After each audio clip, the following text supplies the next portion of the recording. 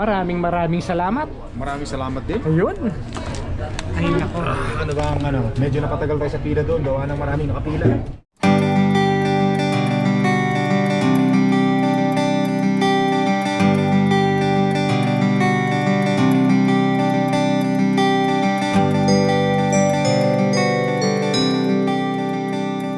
Magandang araw mga kapanyero, welcome back po sa ating channel. Nandito naman po tayo, kasama na naman po natin si Inag.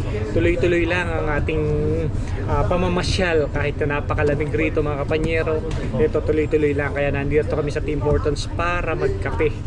At para na rin makapag-share sa inyo, makapag-banding kami dahil napakatagal na namin na hindi nagkasama-sama. Ngayon dalawa lang kami, may lakad nga pala si Boy next time kaya hindi namin nakasama ngayon.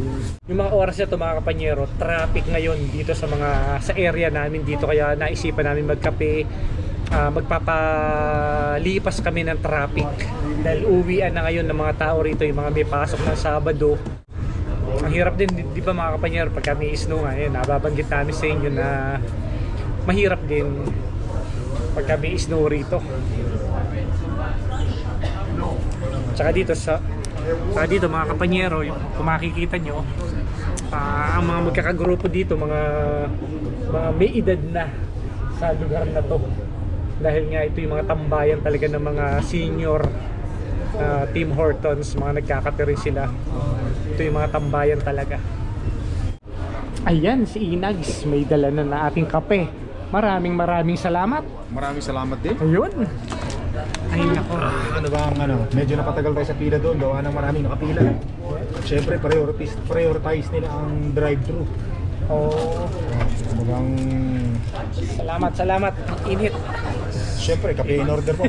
Alam nga namang kung soft drink sana yan, malamig.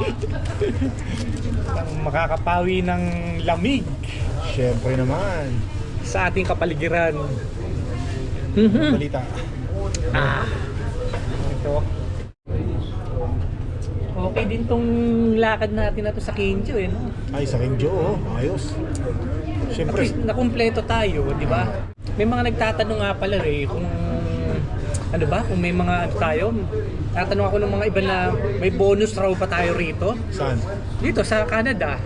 May 13-month pay, may mga bonus, yung mga ganon. Ganun.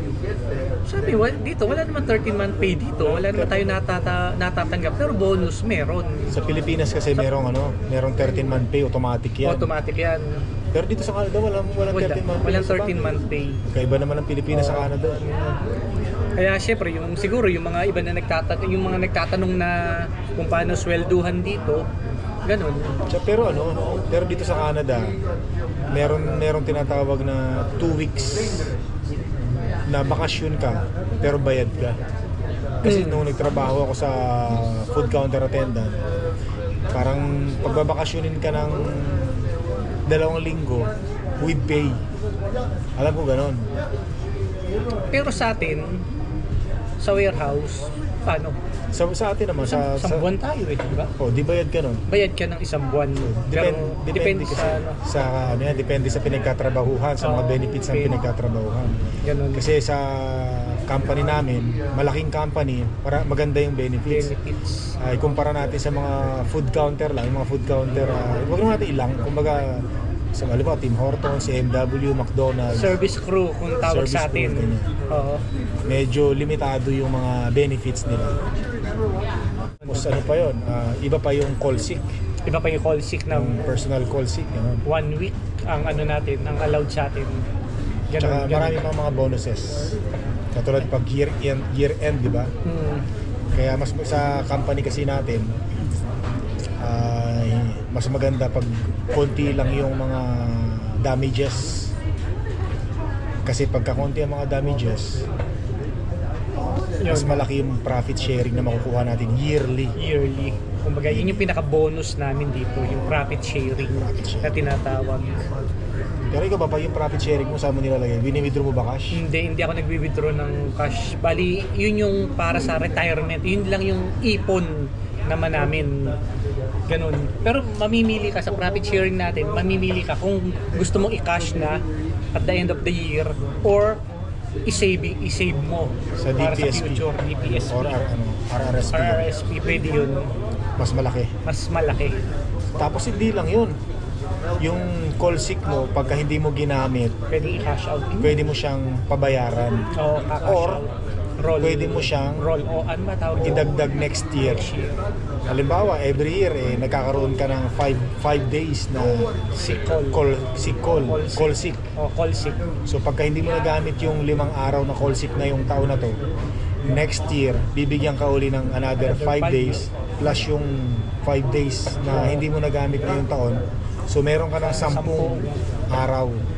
At pagka hindi mo pa rin nagamit yon, pwede mo naman i-cash na yun. Pwede mo i-cash yun eh. Diba? Mamimili ka nga pala kung i-roll mo sa next year or i-cash mo. Pwede yun. Kaya nga kung masipag ka, kung hindi ka malakas ka, kung hindi ka nagkakasakit, yun. Pabor sa'yo yun. Pwede mong i-cash yun. Dagdag rin sa income mo yun, savings mo yun. Ganon dito. Pero depende yun sa company depende yun sa mga company na nandito, depende yun sa mga benefits na ibibigay sa inyo.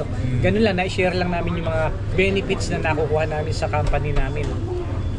At saka hindi ka lang masipag. Halimbawa, marami ka ring utang. So kailangan mo talagang magtrabaho at bawal umabsent pag maraming utang kasi pagka umabsent ka mamumroblema ka sa pagbayad ng utang. Tama ba yung paksa ko? Parang mali Pero tama naman talaga, yun, diba? Tama yun, oo. Pagka may marami kang utang, huwag kang umabsent kasi bawal umabsent pag maraming utang at di ba? Mamumroblema sa pagbabudget. So hintayin mo natin mabayaran yung mga utang saka tayo umabsent. Yun. Saka kagandahan rin naman sa natin, sa atin, tamo, hindi tayo naghahanap ng part-time sa labas, di ba? Kumbaga, nakokontento tayo doon sa natin, sa sweldo natin. Hindi tulad ng iba kasi na kailangan mo magtrabaho ng 3, 2, 3, 4 para mapunuan mo yung pangangailangan mo rito. At saka pag pumasok ka kasi sa trabaho natin, merong incentives. Isa pa yun, Pagka- weekly bonus na tinatawag sa Pilipinas, ganun, bonuses. Pagka umabsent ka ng isang araw, wala kang incentive ng isang araw, which is sayang. Pero may ka pa rin namang sweldo sa 8 oras. 8 oras. Hindi ka tulad sa ibang company, no work, no pay. Sa atin naman, if you have still vacation or call sick, Pwede mong you will gamitin. still paid by 8 hours or maybe 10 hours. Kasi dalawa yung natin, di ba? May 8 hours tayo, mayroon 10. Tayo 8 tayo eh. Yung iba kasi 10. Pero syempre, yung iba 10 hours plus 4 hours na overtime. They work like 14 hours 14 a day. hours. Almost 2 shifts na yun, ano? Oo. Kasi 16 eh. 16. Pagka malaki-laki pa yung utang mo, sometimes, totoo naman, real talk tayo. Real talk tayo. Pagka marami kang utang, talagang sa totoong buhay, dalawa-dalawa ang trabaho sa Canada. Oo. Dalawa-dalawa talaga ang trabaho. May binabayaran kang bills, may binabayaran kang utang. Siyempre, regular na pagkain nyo, mga gastusin sa araw-araw. Kailangan yung iba talaga dito nagtatrabaho ng 2 job sa isang araw. O minsan 2 full-time sa isang araw. Oo. So maswerte na nga. Mas swerte tayo kasi at least Doon ka na lang. Doon lang tayo. Oo. Kung gusto mo magtrabaho ng 16 hours during busy days. Oo. Kahit 16, hindi na yata pwede 16 hours ngayon. Hindi na kami pwedeng mag 16 hours. Hanggang 10, 12 yata. 12 hours lang yung maximum namin. Hindi tulad noon na sabi ko nga sa inyo, bago mag-pandemic, talagang kami ang sumusuko sa overtime. Paulit-ulit ko sinasabi sa mga ibang vlog ko dyan, ganun kami kalakas noon. Pero ngayon kasi hindi na. So limitado na lang rin yung pasok namin. Hindi, yung iba naman kasi, instead na kumuha ng trabaho sa labas, talaga nag-i-stay na sila ron. Halos 2 shift na yung ginagawa nila sa company. Kumbaga 16 hours, sunod 16 hours, tuloy-tuloy yun. Tuloy-tuloy. Tapos matutulog lang ng ilang oras, pasok ulit, another 16 hours ulit. Kasi kagandahan din naman kasi sa natin, di ba, kumpleto. May mga kape na ron, may mga pagkain na doon, may paliguan ka na ron, meron kami ron. Pwede ka maligo doon. Minsan may libre pakain. May libre pakain pa. Maraming pagkain. Yun naman kagandahan. Tsaka maganda yung bigayan. Isa pa yun. Maganda ang bigayan. Maganda bigayan sa amin. Kaya isa kami sa mga masuswerte. Or hindi lahat ng oras ay maganda ang takbo ng kumpanya. Isa pa yun. So minsan mahina ang kumpanya, nagbabawas ng empleyado, Yun. Diba? Kaya mas maganda habang maaga pa, gamitin natin yung kinikita nating pera sa mga magandang paraan. Oo. Kasi kaya isa rin sa dahilan kung bakit humihina. Yung mga naging issue nga na sabi ito mga kinis sabi sa mga balita kaya nga 'di ba naghihigpit na ngayon sa mga temporary foreign contract workers kasi nga nawawala na raw ng trabaho yung mga permanent residents at mga Canadian citizen dito sa Canada.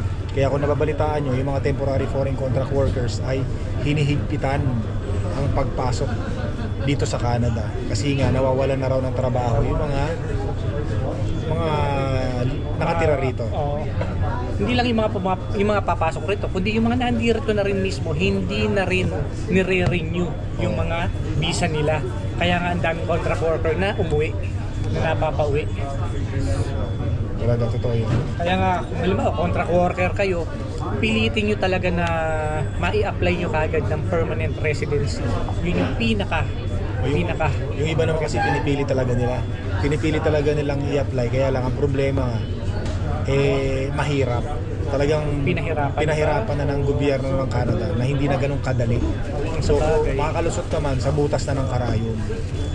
Mahirap na, hindi na talaga ganun kadali yung pag-apply. Kasi nga ngayon, marami na tayong mga kababayan na pagkatapos ng kontrata nila, uwi na sila ng Pilipinas kasi wala na talaga. Ayaw na silang i-renew ng kumpanya nila. Kasi hindi na pwedeng i-renew eh. May certain time na lang o may certain eligibility na pwede ka mag-apply ng permanent residency. Yun ang mahirap. At napakahigpit na talaga. So, siyempre ganun talaga mga panyero. Dumarating ang mga krisis talaga na mga hindi inaasahan. Kaya, yun nga, habang maaga pa, dapat makapagplano na. Para kung sakaling ano man ang mangyari, handa. Kaya yun ang mahirap eh. Oo. Pero siyempre, kagandahan kasi dito sa atin sa Canada, kung sakaling maghanap ka ng trabaho, hindi mo na kailangan ng NBI clearance, hindi mo na kailangan ng doctor certificate. Walang age limit. Walang age limit kahit matanda. Tsaka Kahit may edad ka na, pwede pa rin. Pwede pa rin. Yun ang kagandahan dito. Tsaka may mga rin dito, may mga company rin dito na kahit na PWD. Oo, meron. Tinatanggap pa rin nila. Oo. Yun ang kagandahan dito. Alam ko at least isang company dati at least isang company pwede kang mag-hire yung employer pwedeng mag-hire ng isang empleyado na disabled or mga special person. Meron niya kasi ako sa AMW meron kaming kasama isa puti, special person. Medyo kulang ng porsyento sa mental niya. Pero hindi naman nananakit. Yung mga safe naman. Tapos nung nag-Boston Pizza din ako, meron din ako nakasama na medyo doon sa inuutangan kong card yun, mga naka-wheelchair sila. Ilan yun? Dalawa sila ron. Yan yung kinukuha na natin ng mower, di ba? Yung sa Home Depot. Kahit sa Home Depot, meron din. Dalawa naka-wheelchair doon. Kung meron kang hindi makita na item, yun, sila yung mga nag-a-assist. Ganun. Tanto sa trabaho natin, may dalawa doon Saan? Sa trabaho natin, dalawa. Sa trabaho natin? Oo, meron dalawa. Hindi mo na kung sino? Sino? Ikaw, tsaka ako. Nag-isip kagad ako sino sa picker, sa loader. Special child.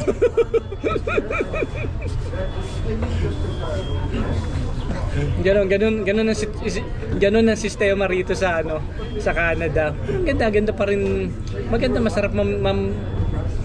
masarap manirahan dito, masarap mamuhay rito kung nasa tama yung Masarap kung sa masarap, kaya lang syempre yung pagiging masarap merong opposite side yan no?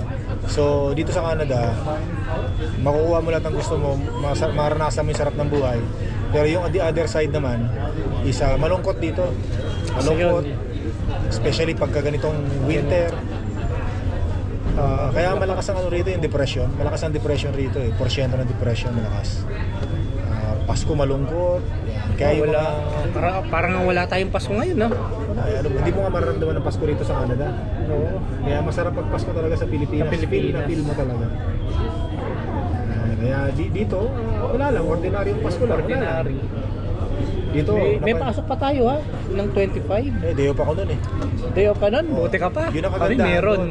Yun ang kagandahan doon. Pag day off ka at tatapat sa holiday, susweldo ka. Sisweldo ka pa rin. Day off ka na ha.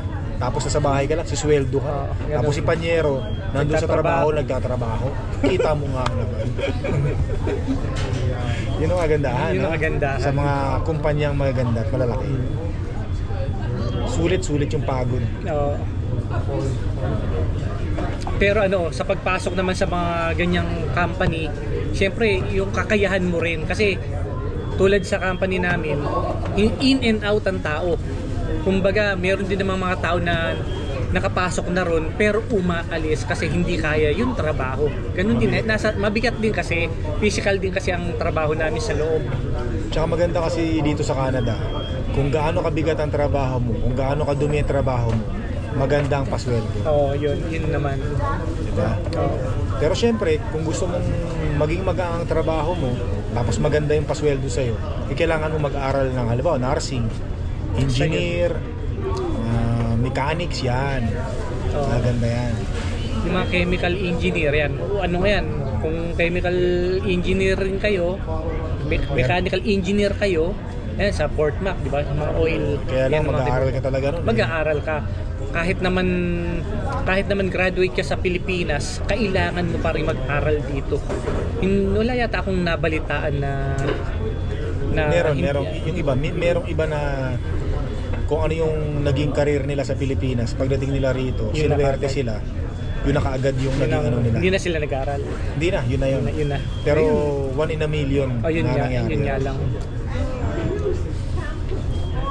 Pero yung mga nursing sa atin, Hindi, parang- nag-upgrade rin. Parang tayo. Refresher. Budigero ako sa warehouse. Pagdating ko dito, budigero din. Pero hindi ako nag-aaral ha.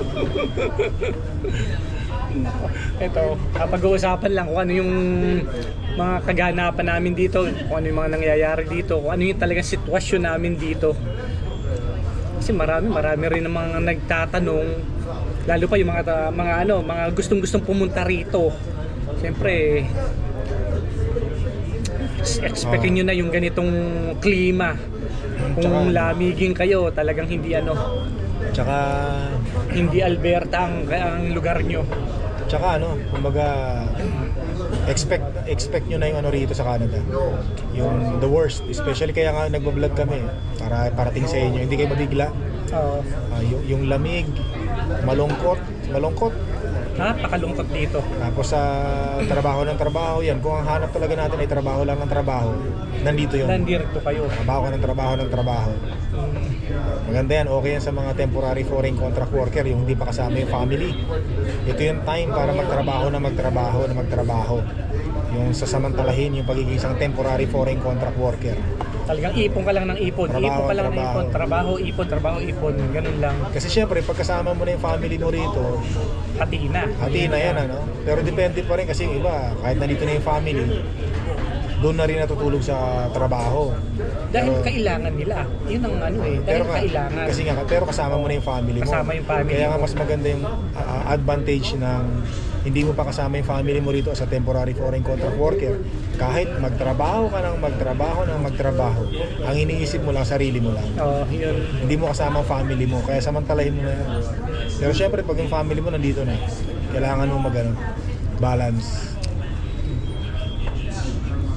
Ganun ang rito. Ang hirap din dito. Kaya nga ito, nakita nyo naman, winter, di ba? Napakalamig ngayon dito. Kaya nga, inisip-isip rin tayo. Tulad yan, maaga pa lang, madilim na. The stress? 3 o'clock pa lang. 3 o'clock. Nakita nyo naman, 3 o'clock pa lang. Di ba?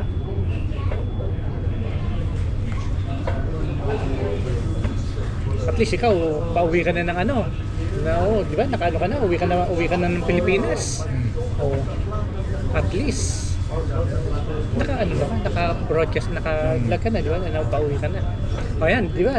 Ayan, ikaw, pauwi ka na. At least, tatakasan mo na naman ang winter ng isang buwan. Yun ang kasarapan. Kahit papasarap pa sa Pilipinas, bayad ka. Di ba? Siyempre.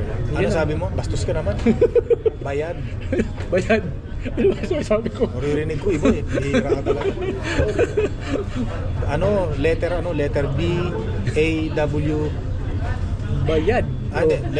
Letter B, A, G, Y, A, G. Dapat. Parang mali ah. Balik ka rin yung G. D pala D. D, A, Y, A, D. Yun, ganon. Hira. Medyo confusing kasi, no?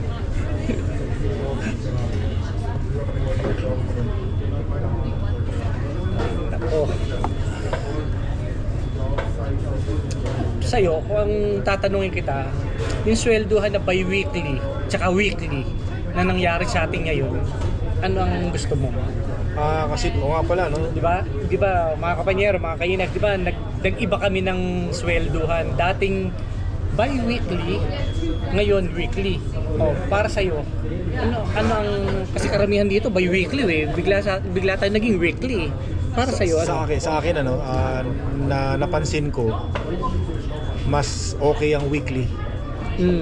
Mas okay ang weekly. Kasi nung una, ayoko weekly kasi yung nasa isip ko yung bi-weekly, naka-ano na ako nakaka-forma na ako dyan. Nakaset na yung lahat ng bayarin, lahat ng mga due date mo, naka-ano na sa bi-weekly. Pero napansin kong yung weekly, mas maganda pala. Mas maganda pala kasi linggo-linggo may pera ka eh. Alam mo yun? Kasi may mga hindi tayo inaasahan na babayarin minsan. Kailangan pa natin maghintay ng 2 linggo sa sweldo bago dumating. Pero ngayon, weekly, nababayaran mo agad kasi mayroon kang inaasahan na sweldo.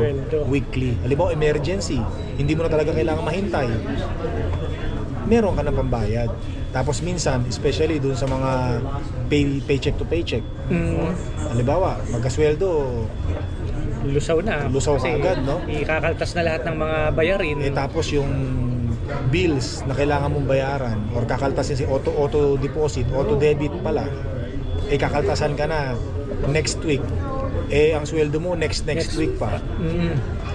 Problema 'yon. So hindi ka tulad ng weekly, kahit nakaltasan ka next week, may pera ka na automatic. May pondo na kagad yung card mo or may pondo yung checking account mo. At saka pangatlo, maiiwasan mo umutang eh. Isa pa yun. Kasi meron kang pera eh. Kasi di ba, minsan pagka 2 linggo ka maghihintay bago ang sweldo mo, wala kang pera, utang ka muna. Tapos hintayin mo yung 2 linggo. Siyempre, pag umutang ka sa credit card, interest ka agad yan. Merong interest yan, ano? Unless pag hindi mo nabayaran ka agad. Kasi minsan meron mga tao na pag umutang nakakalimutan eh. Isa yun. Kaya nagkakapatong-patong yung interest eh. Kaya maganda yung weekly. At least automatic yan. Buti nga ganun eh, no? Tsaka pang-apat, alam ko, mas less yung tax, tama ba? Isa yan. Hindi, mas mababa. Kasi yung gross natin, lumiliit yung gross, mababa rin yung tax. So yun, maraming benepisyo. Maraming advantage talaga. Advantage. Maganda. Para sa akin, ganun. Tsaka yung halimbawa, may credit card ka, ginamit mo credit card mo, alam mo na sa susunod na linggo magkakapera ka, pwede mong bayaran kagad buo. Hindi ka magkaka-interest. Hindi mo na iintayin na magkaroon ka ng interest yung sa mga credit card. Kaya maganda rin. Pa ba mga pwede nating i-share sa inyo mga kapanyero, mga kainags natin na habang nandiyan pa lang kayo, papunta pa lang kayo rito, may visa na kayo or may apply kayo ng visa, at least nalalaman nyo na yung sitwasyon nyo na pagdating nyo rito, maiwasan nyo yung mga utang. Ano pa? Tsaka yung, maganda kasi dito pagka nagkaedad ka na, siyempre pag nagkakaedad tayo, nagiging sakiti na tayo yun, no? Wag naman sana, no? Pero hindi minsan maiwasan talaga yan. So So maganda dito sa Canada kasi nga yung health Health benefits. benefits natin. Oo, sa yung Sabi daw nila, binabayaran daw natin yung health benefits natin. So ikaw, paramdam mo ba na nagbabayad sa Hindi. babayad sa health benefits? wala So naman. wala naman eh. No? So marami kasi nagsasabi na hindi libre ang health benefits dyan sa Canada. Nagbabayad kayo, binabayaran nyo rin sa tax nyo yan. So okay lang naman yun kasi importante may napupuntahan yung mga tax na kinakaltas sa Isa atin. pa yun, oo. Nakikita natin yung tax talaga kung saan napupunta. Tsaka hindi napupunta sa flood control. Diba? Isa pa Wala yun. naman yung flood control. So nakikita natin yung tax. Nakikita natin, no? Tsaka hindi natin nararamdaman na kinakaltasan tayo sa... Wala, mababa lang kasi yung kaltas sa amin. Siguro kasama na doon sa ano yan, ano, sa federal tax siguro. No? Ang isa pa kasing kagandahan natin, meron tayong benefits sa gobyerno rito pagdating sa health. Meron din kaming benefits dito sa company. Parang dalawa yung ano natin eh. Dalawa yung benefits natin pagdating sa ano. Ayan, mga kapanyero, mga ka-inags, ayan, napag-usapan lang natin. Maraming salamat. Hanggang sa muli.